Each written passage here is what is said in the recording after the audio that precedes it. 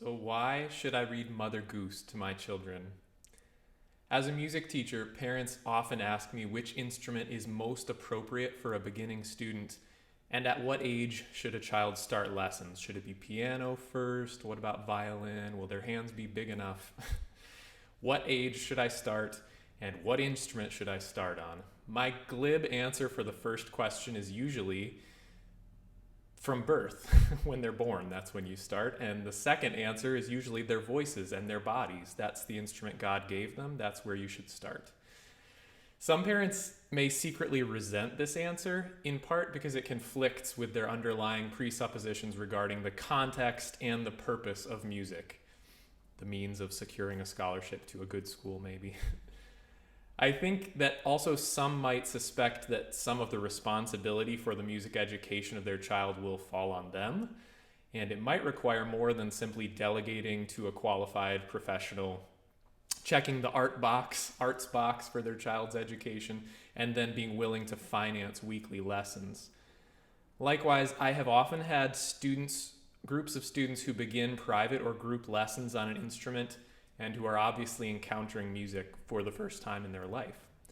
Both the student and the parent are invested, they're eager, and they're willing to put in the regular practice time diligently that's required to learn. They often quickly develop sound mechanics on their instrument, technically. They readily comprehend any theoretical concepts that we cover. They can fluently decipher those little black dots on a sheet of staff paper, and they can translate those dots into fingerings on their instrument, usually correctly. Still, there's a disconnect between their diligent and committed practice and their relative mastery of the on-paper concepts of music and their ability to translate this information into creative, expressive, tuneful, intuitive music making.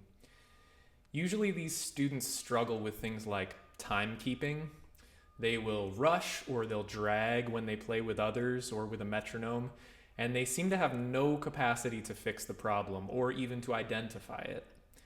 Since time is the medium upon which music is created, this is a problem. Often they'll struggle with intonation as well. They'll play a note confidently, which happens to be nearly a half step sharp or flat, and yet they will make no attempt to adjust the note to bring it into tune. They seem not to notice it at all. The plight of this student resembles a shop class student whose instructor is correcting him on the angle at which he swings the hammer and the grip with which he holds it, while that student has no earthly idea what the hammer is used for, no desire to build anything whatsoever, and he seems to recall hearing tell of such outlandish objects as boards and nails, but they don't bring to mind any mental image in particular. Put simply, a musical instrument is simply a tool which is used to accomplish a task. Like a trowel in the hands of a mason, it extends the capacity of the human hand and increases the efficiency of a task that must be performed in service of a greater goal. A ditch digger with a square shovel will be well prepared to enthusiastically embrace a backhoe. The tools used by a heart surgeon, however, would be, at best, of no use to a middle school boy. He has neither the expertise required to use them nor the desire or intention to execute the task for which they are designed. Observe here the plight of the modern American music student. Upon being given an oboe, then offered a word of instruction on the proper embouchure and the left-hand fingerings for the D major scale, the student briefly sees double, promptly swoons, and then asks him or herself, "What exactly is it that I'm trying to do here?" The content of music education is utterly without value in the absence of a meaningful context in which to use it. To transfer this idea to another context helps to prove the point. So I played basketball as a kid, mainly because that's what my friends did. I don't know that I certainly had no aptitude for it in particular, but I also don't know if I had any particular interest in it. Imagine for a minute if when you signed a child up for basketball, what you were signing that child up for was a 50-minute lesson once a week behind closed doors with a 65-year-old man who would instruct them on the proper 90-degree angle to throw a bounce pass.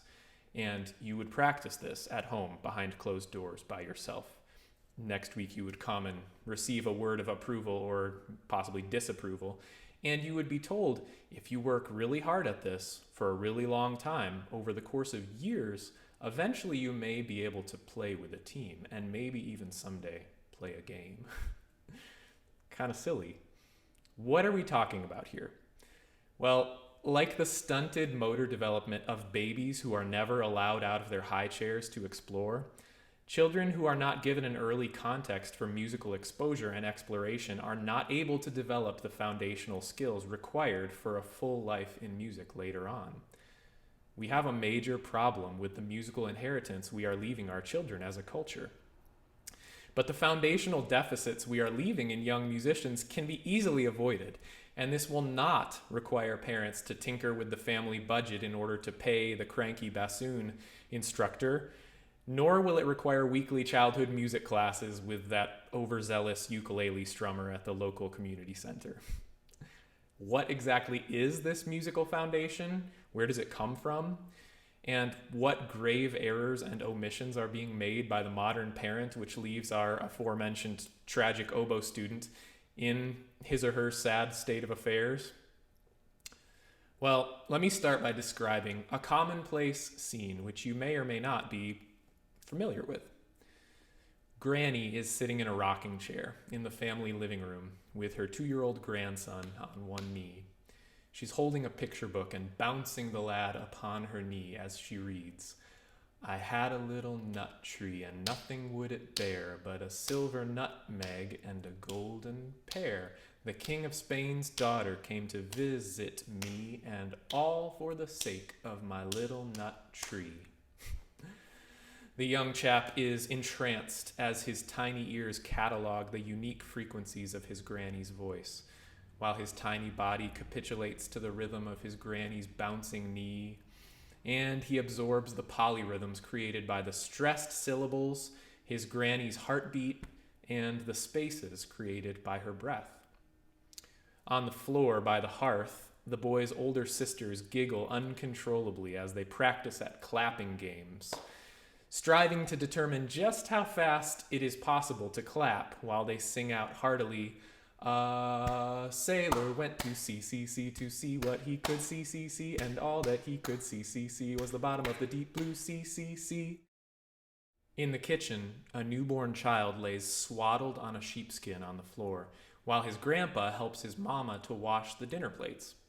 To make their work more pleasant, they sing together a favorite hymn. "Abide with me, fast falls the eventide. The darkness deepens, Lord, with me abide. When other helpers fail and comforts flee, help of the helpless, oh, abide with me."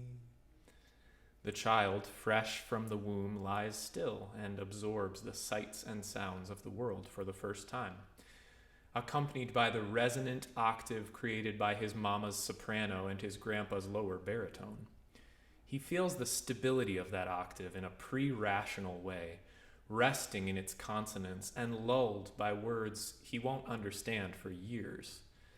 All the members of this family are roughly aware of the other disparate parts being added to the symphony of this household, but none of them require the silence of the others, for each knows that they are an individual member of the orchestra of the home, and they are well accustomed to the overlapping rhythms and tones that saturate the atmosphere of their musical life together. I'm guessing that you know each and every one of these rhymes and references, and you may be inclined to roll your eyes and say, yes, of course, our young people are often on their iPhones these days, but it isn't as though they haven't had their share of Mother Goose. You needn't make such a fuss. But I would ask you to honestly reflect on whether the scene I described above in any way resembles the goings-on in your home. Has it ever? How long has it been? When did you last sing together or celebrate a joyous occasion with dancing? And what would you think, if there is a bit of an absence there, if you were asked to reflect similarly Oh, how long has it been since our family last ate a vegetable with dinner? Or, how long has it been since we read a book? Oh, it was just the other, or, well, there was that one weekend. Actually, didn't we just last Christmas? Well, now that you mention it. Now, I could write a paragraph or two about the musical benefits of these daily mundane musical encounters in the early life of a child. Nursery rhymes are essential for the early rhythmic development of musicians because they introduce the basic subdivisions of music, both duple meters, horsey, horsey, don't you stop, just make your feet go clippity clop, and triple meters, all the king's horses and all the king's men couldn't put Humpty together again. And they help students to internalize basic phrase structure and cadence points. Group singing helps children develop strong intonation as they learn to sing in unison with others, and it introduces polyphony as they sing in octaves with lower voice adults. It also acquaints them with harmony as they begin singing rounds and canons. We do a lot of that, and lays the framework for later ear training, counterpoint, and composition. These are all true. In mentioning these things, however, I would contend that we are not only putting the cart before the horse, we're taking the cart and the horse and turning them both upside down. This is a utilitarian view of music. We're misunderstanding the nature of music as a purely superfluous gift. It has no purpose except for joy. God help us if we are reading nursery rhymes to our children to promote rhythmic development, or in striving toward any other form of scholastic aptitude or virtue. We do so because we are human beings, embodied creatures placed onto an enchanted earth in a miraculous cosmos that is saturated in the music of the spheres. Millions of little invisible compression waves flying invisibly throughout the world around us at every second, and then they hit the bones of our ear and vibrate them, and that transmits information to our brains, which we compartmentalize and categorize and play with like Play-Doh. If we raise children disconnected from this reality, we shouldn't be surprised when we sign them up for cello lessons at age 14 and they don't want to practice, or they do practice and they can't help rushing when they play with a metronome. So yes, I highly recommend you read nursery rhymes to your children. Put them on your knee, do it rhythmically. I urge you to play pat a cake with them and sing whichever folk songs you happen to know. I'm certain you know way more than you realize, and do so in your fullest voice, absent any self-deprecation or comment. Before you start thinking about all the shoulds that I might have heaped upon you, however, I would like to formally invite you to start not by preparing a feast, but by first partaking in one. So first, a few requirements. Do not criticize yourself. Try not to even think of yourself. Forget yourself. Do not compare yourself to another person or to some ideal. And don't be dainty or overly particular. Stand up, open your mouth wide, get a nice deep breath, and sing in your full voice. Row, row, row your boat gently down the stream. Merrily, merrily, merrily, merrily, life is but a dream. Did you do it? Okay, well then now you've made a start. And if your children couldn't hear you singing just now because you were hiding in the closet, or you paused the video, or you took out your earbuds and went to the basement, well, go stand closer to them and do it again. In fact, if you start singing in the presence of your children and they look at you like, what is happening? Then that's probably, this prescription is all the more important.